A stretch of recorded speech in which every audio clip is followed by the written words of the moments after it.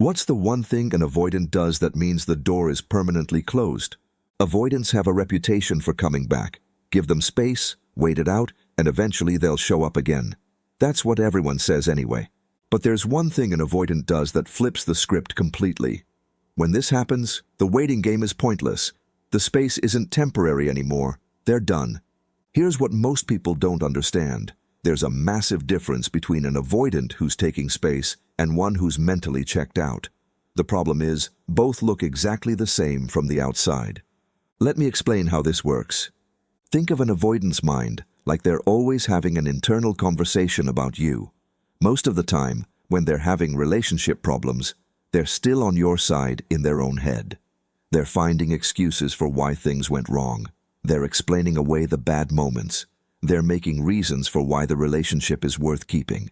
Even when they pull away, even when they seem cold, that voice is still working for you. They might be telling themselves, maybe I overreacted, or they probably didn't mean it that way, or things will get better once we both calm down. This internal voice that sticks up for you is what keeps the door open. As long as that voice exists, there's still hope. But when an avoidant truly reaches their breaking point, something changes. They stop making excuses for you. They stop explaining away problems. They stop finding reasons why things could work. Instead, they start building a case against you. If you've been through this shift with an avoidant, drop a comment about when you first noticed they had stopped being on your side. Past arguments become proof you were never right for each other. Moments where they felt pressured become evidence the relationship was doomed. Times when you wanted more connection become reasons why you don't match. This shift from being on your side to being against you is what separates temporary space from permanent goodbye. When an avoidant stops sticking up for the relationship in their own mind, they've crossed a line they rarely cross back over. Let me give you a simple way to understand this. Imagine you have a friend who keeps lending money to someone who never pays them back. For months, your friend makes excuses. They're going through a tough time. They'll pay me back when they get their bonus. I know they're good for it. Your friend genuinely believes these excuses because they want the friendship to work. They're invested in seeing the best in this person.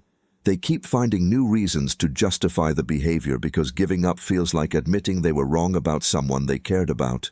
But one day, your friend stops making those excuses. Instead of defending the borrower, they start saying things like, "They never had any intention of paying me back," and "I should have seen the red flags from the beginning." Notice what happened there. Your friend didn't just get annoyed or frustrated.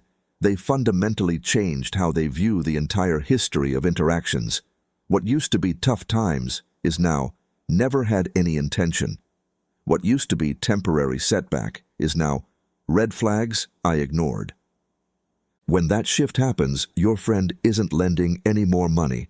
The pattern is broken. The relationship has fundamentally changed. More importantly, they're not going back to lending money even if the person comes around asking again. That's exactly what happens in an avoidance mind when they reach their limit. The internal narrative shifts from "we can work through this" to "this was never going to work." Now, why does this matter so much? Because avoidants don't typically make emotional decisions quickly. By the time they've stopped defending the relationship internally, they've usually been struggling with feeling overwhelmed, misunderstood, or emotionally drained for a very long time. They don't wake up one morning and decide to flip from defense attorney to prosecutor. This transformation happens after months or even years of trying to make things work while feeling like they're drowning emotionally. Think of it like a bank account.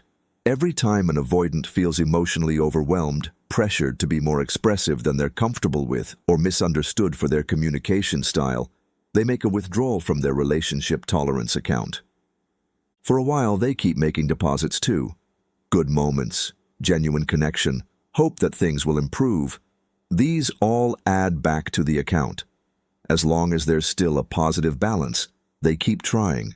They keep believing the relationship has potential. The tricky part is that avoidants rarely tell you when their account is running low. They don't announce, "I'm getting close to my limit," or "I need you to understand that I'm struggling here." They just keep making withdrawals silently, hoping the deposits will start outweighing the costs. But when that account hits zero and stays there, something fundamental changes. They stop making deposits. They stop believing in the possibility of a positive balance. The relationship becomes emotionally unaffordable for them. What's particularly painful about this process is that the final withdrawals often come from the other person's attempts to save the relationship. Conversations about feelings, requests for more emotional availability, discussions about the future, all the things that seem like they should help actually accelerate the account towards zero.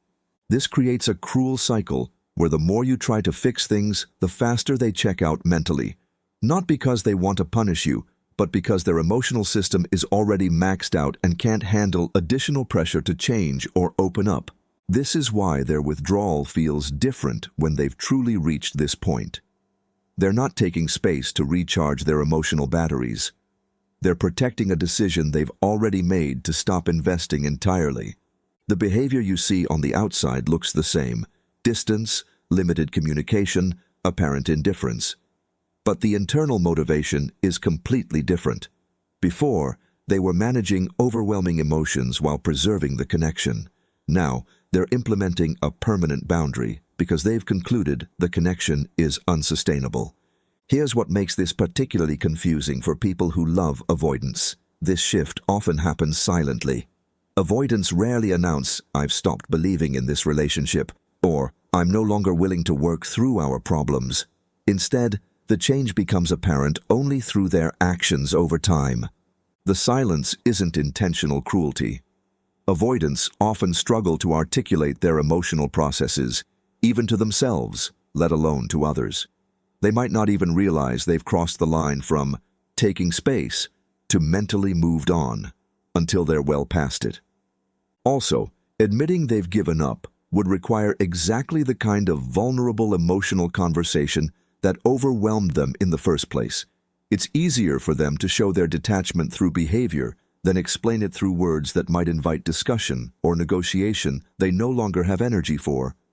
This is why their friends and family are often surprised when an avoidant ends a relationship that seemed to be going well. From the outside, everything looked normal, but internally, the avoidant had been slowly building their case against the relationship for months. They stop initiating conversations about the relationship. They become comfortable with uncertainty about where things stand. Problems that used to prompt discussion now get met with indifference. They withdraw their emotional investment from your personal struggles and achievements. Most importantly, they stop feeling guilty about your distress over their unavailability. When an avoidant is just temporarily withdrawn, they usually feel some internal conflict about the pain their distance causes. But when they've mentally moved on, your emotional distress about their unavailability doesn't trigger their usual guilt or protective instincts. This isn't cruelty, it's emotional detachment. They've successfully created the internal distance they need to feel safe, but in doing so, they've also severed the emotional threads that would normally pull them back toward reconciliation. Let me explain why this detachment is so hard to reverse. When someone builds a case against a relationship in their mind, they're not just listing problems, they're rewriting history. Good memories get recontextualized. "I thought we had a great connection" becomes, "I was trying to convince myself we were compatible when we clearly weren't." This mental reframing serves a protective function. It helps them feel confident in their decision to withdraw. But it also makes reconciliation extremely difficult, because they'd have to admit they were wrong about fundamental incompatibility, not just wrong about temporary problems. Think about it this way. It's much easier to say, "I was upset and needed space," than to say, "I convinced myself we were fundamentally incompatible, but I was wrong." The first admission requires apologizing for behavior. The second requires questioning their entire judgment and assessment abilities. Most avoidants aren't willing to make that second type of admission, especially when the relationship already pushed them beyond their emotional comfort zone. They'd rather trust their conclusion that the relationship was unsustainable than risk experiencing that same emotional overwhelm again. So how can you tell when an avoidant has crossed this line from temporary space to permanent detachment? The key indicator is how they talk about the relationship, if they talk about it at all. Avoidants who are taking space still use language that implies ongoing connection. I need time to figure things out. Or, I'm dealing with some personal stuff right now. They leave the door open, even if they're not walking through it immediately.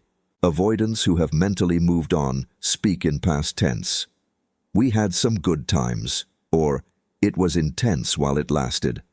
They refer to the relationship as a completed experience rather than an ongoing situation with potential for resolution. They also become remarkably comfortable with indefinite ambiguity. When they're just taking space, unclear relationship status creates anxiety because they care about the outcome. When they've detached, they can exist in indefinite uncertainty because they've already decided how things will end. The hardest part about recognizing this shift is that it forces you to accept that love, effort, and commitment aren't always enough to preserve a relationship. When fundamental emotional incompatibilities exist, when one person's natural way of loving consistently overwhelms the other person's capacity to receive it, the relationship can become unsustainable regardless of good intentions. This doesn't mean the avoidant didn't love you or that your love wasn't valuable. It means their emotional operating system concluded that the cost of maintaining the relationship exceeded their capacity to pay it sustainably. Understanding this can be both devastating and liberating. Devastating because it removes hope for reconciliation based on love alone. Liberating because it removes the burden of wondering whether you could have done something differently to prevent their departure.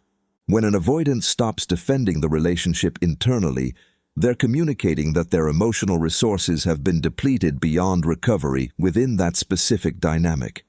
This doesn't reflect your worth or the quality of love you offered. It reflects their assessment of what they can handle emotionally.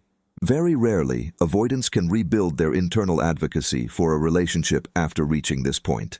But this typically requires significant time apart, substantial personal growth, and major changes in their emotional capacity.